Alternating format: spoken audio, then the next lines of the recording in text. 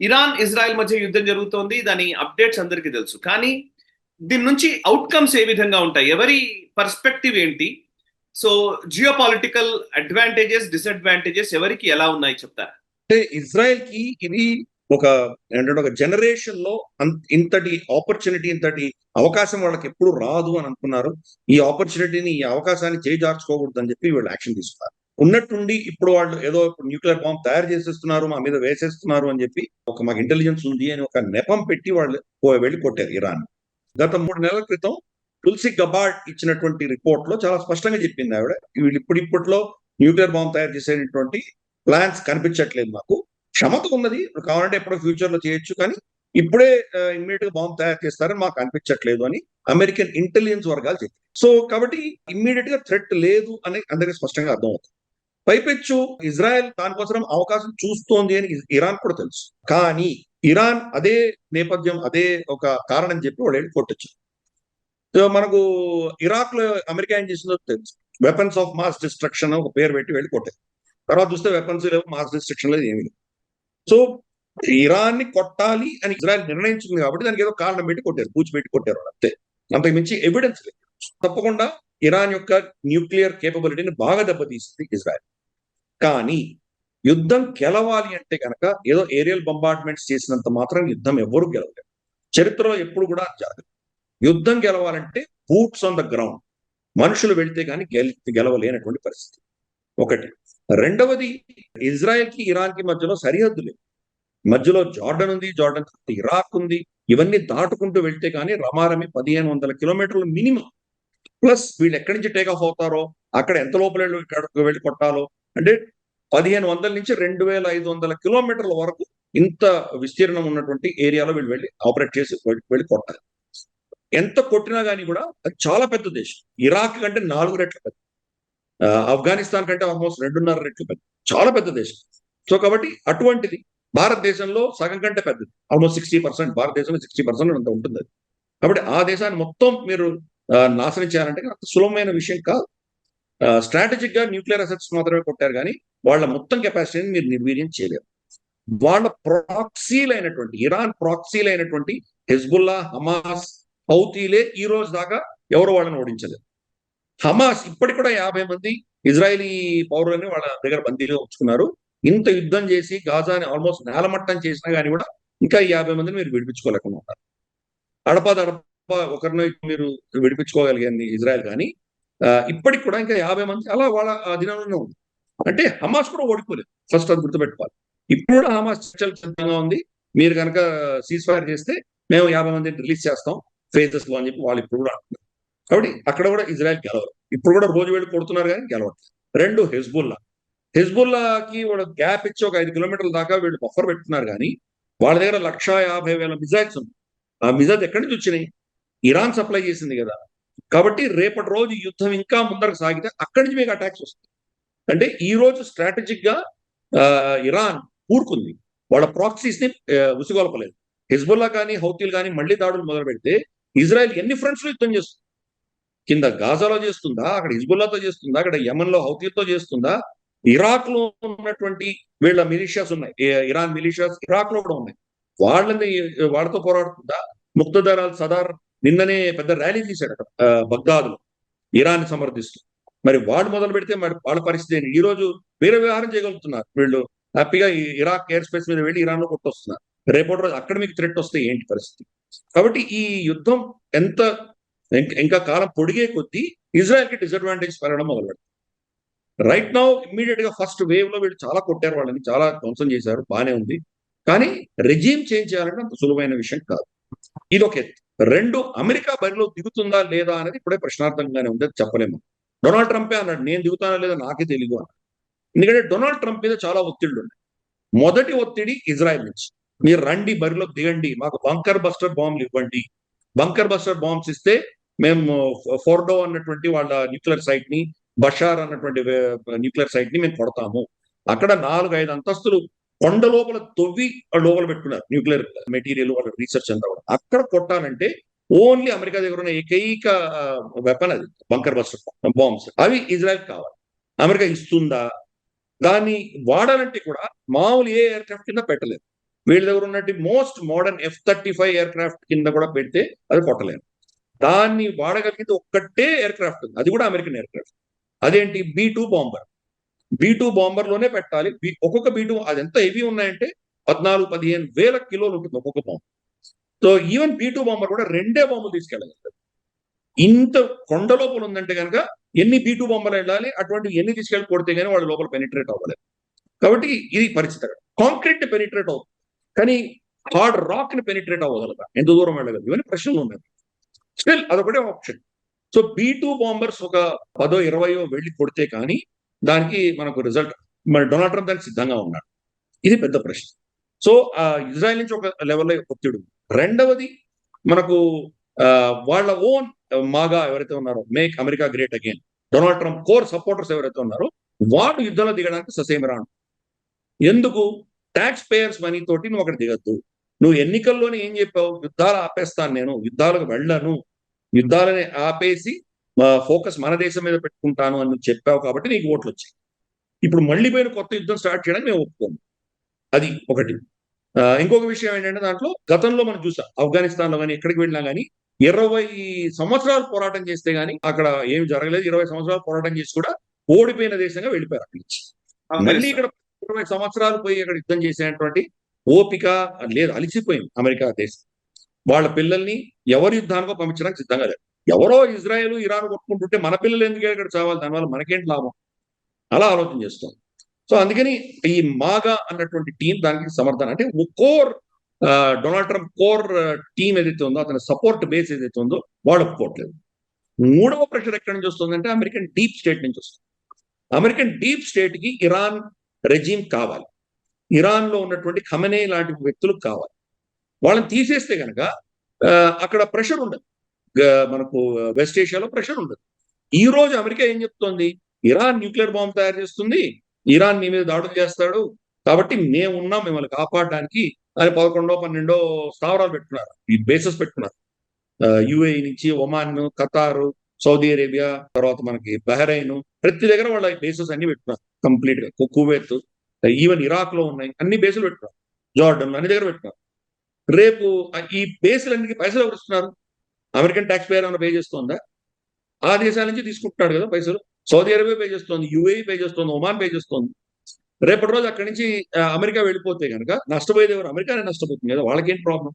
షియా Iran, సున్నీ Saudi Arabia, Jewish Israel, వీళ్ళు ముగ్గురు friends అయిపోతే అమెరికాకి అక్కడ ఏం పని? కాబట్టి అమెరికా అక్కడ వాళ్ళ ప్రెసెన్స్ ఉండాలి అంటే కనుక ఇద్దరి మధ్యలో గొడవ ఉండాలి, ఇద్దరి మధ్యలో ఏదో ఒక విధమైనటువంటి టెన్షన్ ఉంటే కానీ వాళ్ళకి అక్కడ ప్రెసెన్స్ ఉంటుంది. అందుకని డీప్ స్టేట్ ఆఫ్ అమెరికా ఖమనేని చంపడానికి వీలు లేదు అని వాడు ఒత్తిడి తీసుకొచ్చారు. ఫస్ట్ రైడ్ లోనే ఖమనేని చంపుతాను అని చెప్పి బెంజమిన్ నెతన్యాహు అంటే డొనాల్డ్ ట్రంప్ దాన్ని వీటో చేశారు, నువ్వు చంపడానికి వీలు లేదు అని. ఇప్పుడు కూడా ఏమన్నాడు? ఆయనే ట్వీట్ చేశారు. ఆయన ఎక్కడ దాచిపెట్టుకున్నాడో మాకు తెలుసు, వాడు సుప్రీం లీడరు, కానీ ఇప్పుడు చంపదలుచుకోలేదు స్పష్టంగా ట్వీట్ చేశారు. కాబట్టి అమెరికన్ డీప్ స్టేట్ కి ఖమనే కావాలి. అతనికి శక్తి ఉండకూడదు, అమెరికా యొక్క వర్చస్సుని వాళ్ళ కెపాసిటీని ఛాలెంజ్ చేసే శక్తి ఖమనేకి ఉండకూడదు, కానీ ఖమనే అనే వ్యక్తి ఉండాలి. రోజు పొద్దున్న లేచి death to kill America, kill Israel, death to America, death to Israel నడిచే వ్యక్తి కావాలి, కానీ అతను ఏం చేసేటువంటి కెపాసిటీ ఉండదు. అది వాళ్ళ డీప్ స్టేట్ యొక్క రిక్వైర్మెంట్. సో ఇంత కాంప్లికేటెడ్ ఉంది అక్కడ సిచ్యువేషన్. ఇంత లోపల ఇజ్రాయెల్కి ఏమైందంటే 10 రోజుల కంటే ఎక్కువ వాళ్ళ దగ్గర డిఫెన్స్ ఎక్విప్మెంట్, అంటే వాళ్ళ దేశం మీద పడుతున్నటువంటి మిజైల్స్ ఆపడానికి కావాల్సిన కౌంటర్ మిజైల్స్ ఏవైతే ఉన్నాయో అవి అయిపోతున్నాయి వాళ్ళ దగ్గర. 10 రోజుల తర్వాత వాళ్ళ దగ్గర లేవు. అందుకనే ఈ విషయం ఇరాన్కి తెలుసు కాబట్టి వాళ్ళు ఆచితూచి వ్యవహరిస్తారు. వీళ్ళని కవిస్తున్నారు, వీళ్ళ దగ్గర పంపిస్తున్నారు కొన్ని మిజైల్స్, కానీ వాళ్ళ మెయిన్ వెపన్స్ ఇంకా చాలా పవర్ఫుల్ వెపన్స్ చాలా ఉన్నాయి ఇజ్రాయెల్, అవన్నీ దాచిపెట్టారు, బయట తీయాల. మామూలు సింపుల్ బ్యాలిస్టిక్ మిజైల్స్ కొడుతున్నారు. సో నార్మల్ బ్యాలిస్టిక్ మిజైల్స్ కే ఇంత డ్యామేజ్ మనం ఇజ్రాయెల్ లో చూస్తాం. వాళ్ళ బిల్డింగ్స్ కొలాప్స్ అవుతున్నాయి, వాళ్ళ పార్కులు కొలాప్స్ అవుతున్నాయి, హాస్పిటల్ మీద పడింది, చాలా విధ్వంసం అక్కడ చూస్తున్నాం. ఆల్మోస్ట్ రమారమి 40-50 మంది చనిపోయారు ఇజ్రాయెల్లో. కాబట్టి ఇది ఇనీషియల్ ఫేజ్ మాత్రం. రేపటి రోజు వాళ్ళు ఇంకా మేజర్ మిజైల్స్ తీయడం మొదలు పెట్టారంటే అక్కడి నుంచి వస్తాయో తెలియదు మనకి, లెబనాన్ నుంచి వస్తాయో తెలియదు, హిజ్బుల్లా కూడా కొట్టచ్చు అక్కడి నుంచి. సో ఇవన్నీ ఒకటేసారి ఉమ్మడిగా రావడం మొదలు పెడితే నిజంగా తట్టుకునేటువంటి కెపాసిటీ ఇజ్రాయెల్ పాపులేషన్ ఉందా, వాళ్ళ ప్రజలకు ఉందా? పెద్ద ప్రశ్న. చాలా నొప్పి తట్టుకోగలరు, వాళ్ళకి చాలా కెపాసిటీ. ఎందుకంటే ఎన్ని సంవత్సరాలుగా యుద్ధాలు చేస్తున్నారు, వాళ్ళని ఎంతమందిని చంపారు. వాళ్ళ కెపాసిటీ చాలా ఉంది, అందుకనే బంకర్స్ లోకి వెళ్తారు. మనలాగా నేనే లేదు, ఒక సైరన్ కొట్టంగానే అందరూ బంకర్లోకి వెళ్ళిపోతారు. చాలా వాళ్ళ ప్రోటోకాల్ చాలా అద్భుతంగా ఉంది. కానీ ఇదే మృత్యుల సంఖ్య ఇప్పుడు 40, 50, 60 దాటి అది 1000, 2000, 3000కి వెళ్ళిపోయిందంటే ఆ దేశంలో ఎంత ఒత్తిడి వస్తుంది మనకు? ప్లస్ వాళ్ళది నార్మల్ గా వాళ్ళ ఐరన్ డోమ్ కానీ డేవిడ్ స్లింగ్ కానీ 95-98% వాళ్ళు ఆపగలరు అన్నిటిని కూడా వాళ్ళ దేశం మీద వస్తున్నారు. ఇప్పుడు 65% మాత్రమే ఆపుతున్నారు. అంటే వాళ్ళ కెపాసిటీ తగ్గుతుంది ఒకటి. రెండు, వాళ్ళు కూడా అన్ని ఆపదలుచుకోరు, ఎందుకంటే ఫ్యూచర్ లో వాళ్ళకి అవసరం ఉంటుందేమో. అందుకని కొన్ని వాళ్ళు బహుశా అదే పనిగా వదిలేస్తున్నట్టున్నారు. అది మేజర్ ఇన్స్టలేషన్ లో పడకుండా ఎక్కడైనా పడుతున్నట్టు దాన్ని వదిలేస్తున్నట్టు మనకు అనిపిస్తుంది. ఈ సిచ్యువేషన్ లో ఒక స్టేల్ మేట్ దిశగా వెళ్తున్నట్టు మనకు అనిపిస్తుంది. అమెరికా బరిలోకి దిగి బంకర్ బస్టర్ బాంబ్స్ కొడితే కానీ ఇరాన్ చర్చలకు రాదు. నిన్ననే యూరోపియన్ యూనియన్ కొంతమంది కొన్ని దేశాలతోటి ఇరానియన్ ఫారెన్ మినిస్టర్ వెళ్ళి మాట్లాడారు. సేమ్ మన పాత ఒబామా సమయంలో వీళ్ళకు ఉన్నటువంటి న్యూక్లియర్ అగ్రిమెంట్ మళ్ళీ పునర్సమీక్షించే దిశగా వాళ్ళు చర్చలు చేశారు.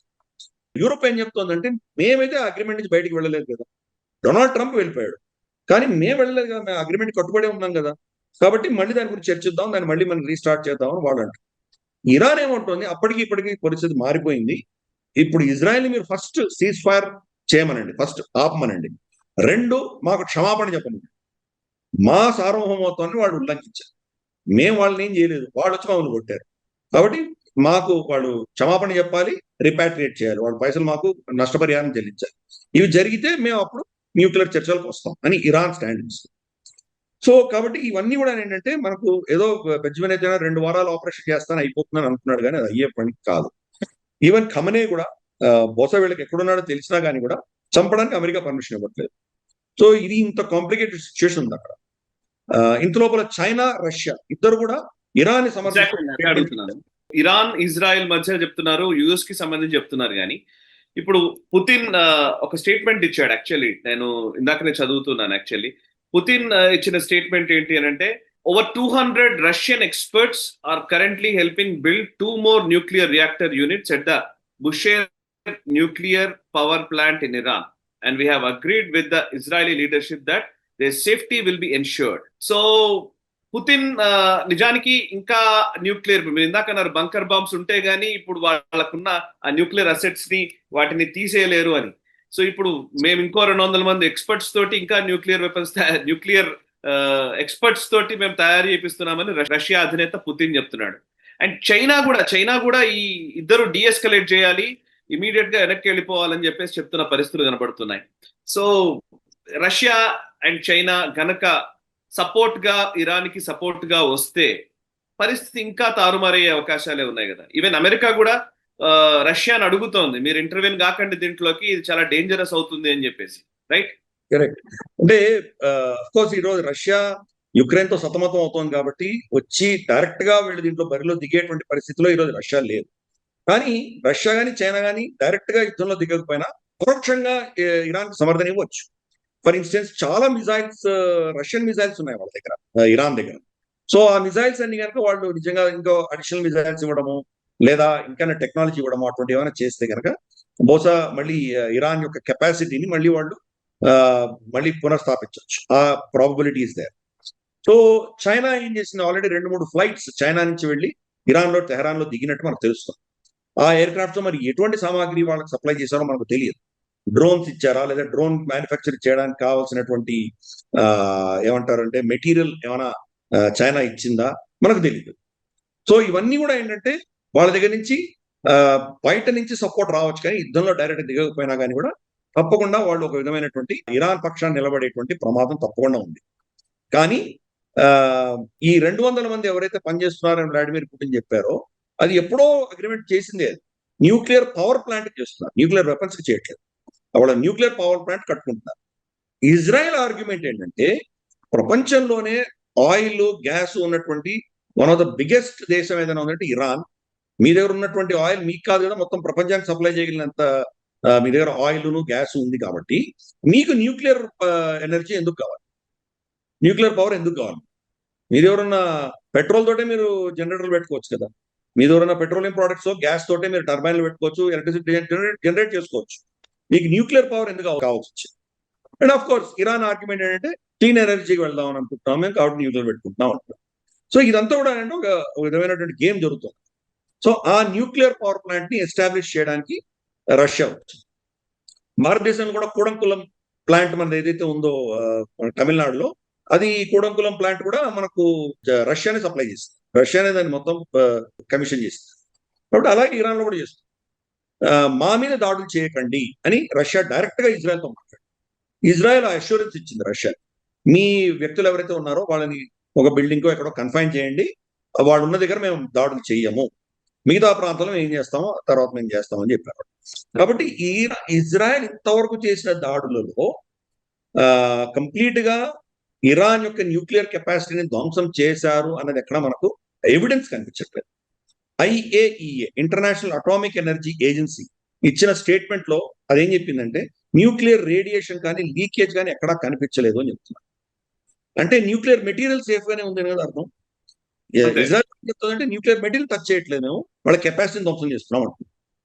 రైట్. సో న్యూక్లియర్ మెటీరియల్ వాళ్ళ దగ్గర ఉన్నంత వరకు కూడా రేపటి రోజు ఎప్పుడైనా వాడు మళ్ళీ ఇంకో ప్లాంట్ పెట్టి మళ్ళీ తయారు చేయొచ్చు, బాంబు తయారు చేయొచ్చు. వీళ్ళు ఇప్పుడు వెస్టర్న్ ఇరాన్ మీద దాడులు చేశారు. ఈస్టర్న్ ఇరాన్ దగ్గరికి వెళ్తే మనకు ఆఫ్ఘనిస్తాన్ బార్డరో లేకపోతే సిస్టాన్ బలూచిస్తాన్ చాబహార్ దగ్గర పాకిస్తాన్ బార్డర్కో అక్కడికి వీళ్ళు పెడితే ఇజ్రాయెల్ అక్కడికి వెళ్ళాలంటే ఇంకొక 1000 కిలోమీటర్ల దూరం వెళ్ళాలి. సో చాలా కష్టం అయిపోతుంది దాన్ని హౌ టు హ్యాండిల్ ఇట్. కాబట్టి న్యూక్లియర్ మెటీరియల్ ఇరాన్ నుంచి బయటికి తీసేంత వరకు ఇరాన్ న్యూక్లియర్ పవర్ అవ్వదు అని ఎవరు చెప్పలేదు. వాళ్ళ దగ్గర న్యూక్లియర్ మెటీరియల్ ఉన్నంత వరకు ఈ ప్లాంట్స్ ఎన్ని ధ్వంసం చేసినా మళ్ళీ రేపటి రోజు వాళ్ళు నిలబడగలిగిన కెపాసిటీ వాళ్ళకు ఉంది ఇరాన్కి. ఒకసారి టెక్నాలజీ వచ్చేసింది, వాళ్ళకి ఎలా చేయాలో వాళ్ళకి తెలుసు. ఈరోజు కాకపోతే రేపు కాకపోతే ఎల్లుండి ఎప్పుడైనా వాళ్ళు తయారు చేయొచ్చు.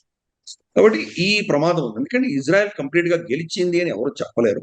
ప్రస్తుతానికి పరిస్థితి ఏంటంటే వాళ్ళని కొంత దెబ్బ కొట్టారు, బహుశా ఇంకా 10-15 సంవత్సరాలు వాళ్ళని వెనక్కి నెట్టారు, కానీ కంప్లీట్ గా వాళ్ళ న్యూక్లియర్ కేపబిలిటీని ధ్వంసం చేయలేదు.